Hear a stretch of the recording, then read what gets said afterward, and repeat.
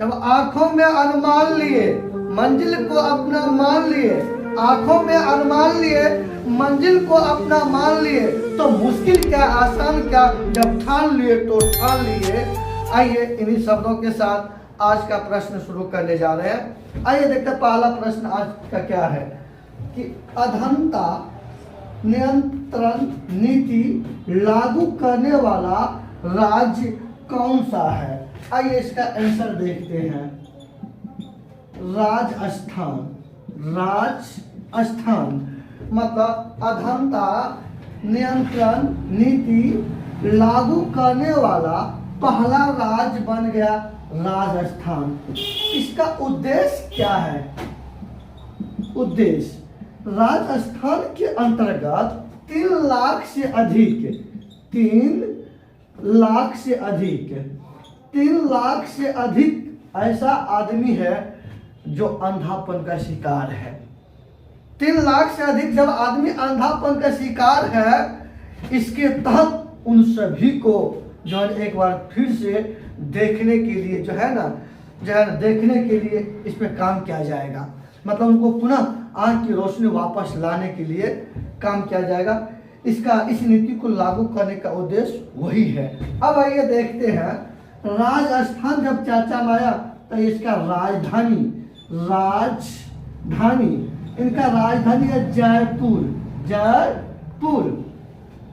जयपुर को pink city के नाम से भी जाना जाता है। अब आइए राजस्थान ये भारत का सबसे बड़ा क्षेत्रफल वाला राज्य है। कौन? राजस्थान। और राजस्थान के ही अंतर्गत जो है भारत का सबसे प्राचीन वलित या मुर्दार पर्वत स्थित है, जिसका नाम है अरावली पर्वत। और राजस्थान के ही अंतर्गत भारत का सबसे बड़ा मरुस्थल स्थित है, जिसका नाम है थार। अरे महिंद्रा थार नहीं, इसका नाम है वो महिंद्रा थार। आप लोग याद मत कीजिएगा। भारत में एक मरुस्थल है जिसका नाम है थार, और ये आपको है राजस्थान के अंतर्गत है। अब ये एक बात और जानते हैं, ये राजस्थान जो है ना पाकिस्तान के साथ सीमा बनाती है। ये पाकिस्तान के साथ सीमा बनाती है। आज का दूसरा प्रश्न देखते हैं कि दूसरा प्रश्न है कि जल्लीकट्टू महोत्सव किस राज्य में आयोजन किया जाता है? जो आयोजन अभी किया गया है, इसका आंसर देखते हैं।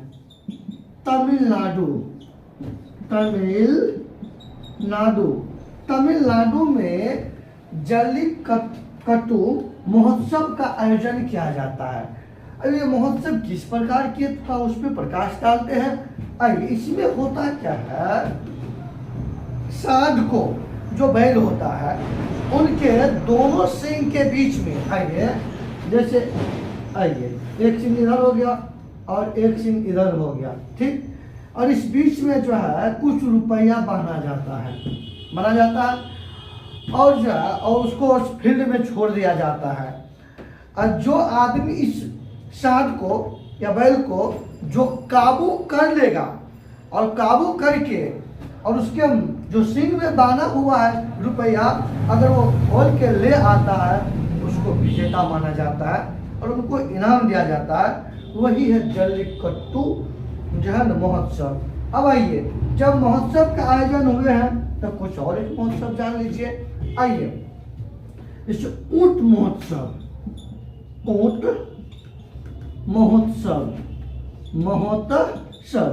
ये बीकानेर में इसका आयोजन किया जाता है।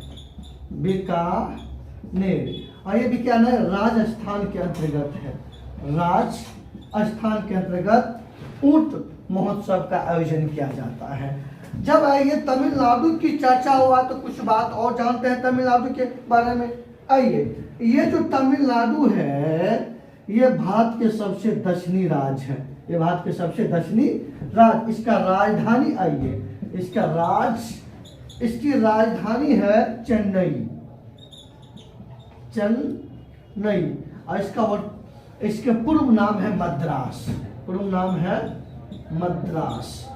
आ जाइए। आज का तीसरा प्रश्न देखते हैं। किस देश ने इबोला रोग के प्रकोप की समाप्ति की घोषणा की है? तो इसका आंसर देखते हैं। युगांडा। युगांडा देश ने इस रोग को जो है ना अपने देश से पूर्णपेण समाप्त करने की घोषणा किया है कि अब हमारे देश से ये रोग पूर्णपेण समाप्त हो गया है। ये घोषणा किया युगांडा देश। तो ये रोग है क्या, कब आया पहली बार इसका प्रकोप, थोड़ा जानते हैं। थोड़ा क्या, एक देश है कांगो। कांगो एक देश है, इसके अंतर्गत एक नदी है, उस नदी का नाम है इबोला।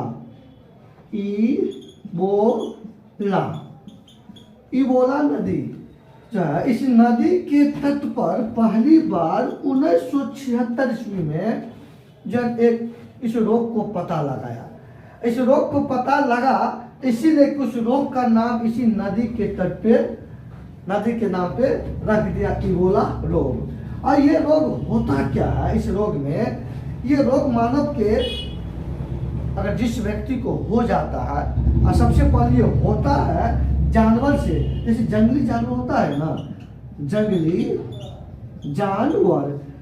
जानवर से इंसान में मतलब मानव में प्रवेश करता है ये रोग।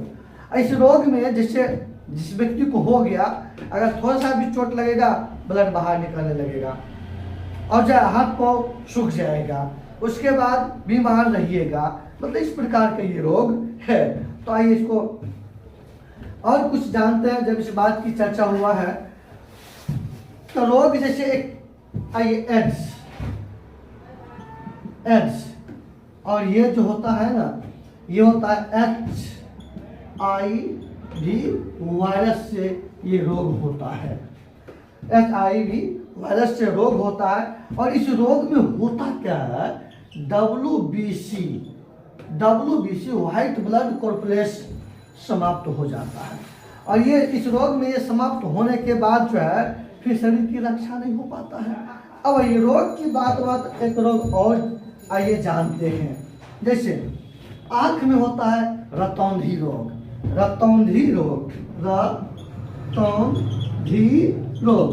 ये आंख को प्रभावित करता है, ये आंख को प्रभावित करता है। और ये होता है आपको विटामिन ए की कमी से होता है। विटामिन ए की कमी से आंख में रतौंधी रोग होता है। तो अब आइए मेरे प्यारे स्टूडेंट, गाजर जो है गाजर विटामिन ए का प्रमुख स्रोत है। आइए आज का अगला प्रश्न। आइए,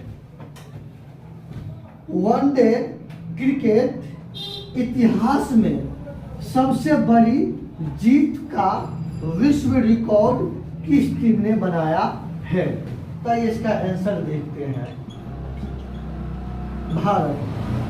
भारत के टीम ने वनडे क्रिकेट इतिहास में सबसे बड़ी जीत का विश्व रिकॉर्ड बनाया। तो ये सबसे पहले देखते हैं कि भारत ने अभी जो है ना 3 टेस्ट सीरीज खेले। आइए 3 और 3 में आखिरी मैचों में जो है भारत ने श्रीलंका को 317 रन से हरा करके जो है नंबर 1 टीम बन गए। अब आइए, जब क्रिकेट की बात आए हैं तो अब आइए देखते हैं। वैसे क्रिकेट में टोटल 11 खिलाड़ी होते हैं। और क्रिकेट का विश्व में सबसे बड़ा स्टेडियम का नाम है नरेंद्र मोदी स्टेडियम। आइए, नरेंद्र मोदी स्टेडियम। और ये स्टेडियम गुजरात के अहमदाबाद में है और इसकी क्षमता 1,32,000 के आसपास है।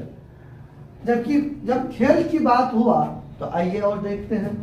जैसे भारत की राष्ट्रीय खेल है हॉकी, और हॉकी का जादूगर मेजर ध्यानचंद को माना जाता है।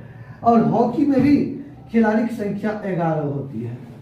आइए, और जो भारत में जो है, जो अपना भारत का खेल है हॉकी, भारत का खेल है हॉकी, और हॉकी का विश्व में सबसे बड़ा स्टेडियम का अनावरण मतलब उद्घाटन 2023 में ही हुआ, जिसका नाम है बिरसा मुंडा स्टेडियम। बिरसा मुंडा स्टेडियम।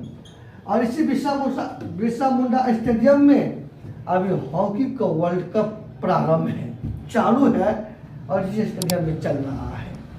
आइए आज का आखिरी और 5वां सवाल देखते हैं। केंद्र सरकार द्वारा 1 अप्रैल 2023 से पेट्रोल में कितना प्रतिशत इथेनॉल मिश्रण की योजना प्रारंभ की जा रही है? मतलब आइए पहले इसका आंसर जान लेते हैं, उसके बाद समझते हैं इसको। 20%। आइए, केंद्र सरकार ने योजना लाए हैं कि हम 1 अप्रैल 2023 से जो है पेट्रोल में 20% इथेनॉल मिलाएंगे। अब आइए, इथेनॉल मिलाएंगे 20% इथेनॉल। इसके मिलाने से क्या होगा? इसके मिलाने से प्रदूषण कम निकलेगा गाड़ी के धुआं से। प्रदूषण जो CO जो निकलता है, कार्बन मोनोऑक्साइड, उनमें कमी होगा। और इथेनॉल जो है ये पर्यावरण हितैषी है और ये इथेनॉल प्राप्त होता है गन्ना से, ये प्राप्त होता है गन्ना से। और इनके मिलाने से थोड़ा सा है ना, उसमें मान भी बढ़ जाता है, मतलब पेट्रोल की क्षमता बढ़ जाता है। अब ये कुछ बात और जानते हैं कि अब ये भारत सरकार जो है, भारत सरकार द्वारा इस योजना को तो लक्ष्य है 2030 तक लक्ष्य है इस इथेनॉल का। और सबसे बड़ी बात है, आप जानते हैं बिहार का, जब कुछ स्पेशल बात देख लेते हैं। अपना लोग बिहार में है। आइए, बिहार में जो है सबसे अधिक एक खनिज है जिसका नाम है पाराइट्स। आइए, पाराइट्स भारत में सबसे अधिक जो है इस बिहार में इसका उत्पादन होता है और वो बिहार के रोहतास जिला में, रोहतास जिला में। अब आइए, अब रोहतास जिला में सबसे अधिक जो है ना पाराइट्स का उत्पादन होता है। अब ये बिहार जो है ये जनसंख्या के दृष्टिकोण से ये भारत के तीसरा राज्य है, तीसरा राज्य है, जब इसका क्षेत्रफल में 12वां स्थान है। और बिहार का जो है प्रथम भाषा हिंदी है, बिहार का प्रथम भाषा हिंदी है, बिहार का दूसरा भाषा उर्दू है, उर्दू है बिहार का दूसरा भाषा। अब आइए, भाषा की बात आया है तो कुछ और जान लीजिए। भारतीय संविधान के अनुसूची 8 में जो है ना 22 भाषाओं का वर्णन किया गया है। क्योंकि देखिए, मेरे आज का सेशन समाप्त होता है और हमारे वीडियो आपको अच्छा लग रहा है तो आप लाइक करिए, सब्सक्राइब करिए, शेयर कीजिए और कमेंट जरूर कीजिए। और इन्हीं शब्दों के साथ जय हिंद।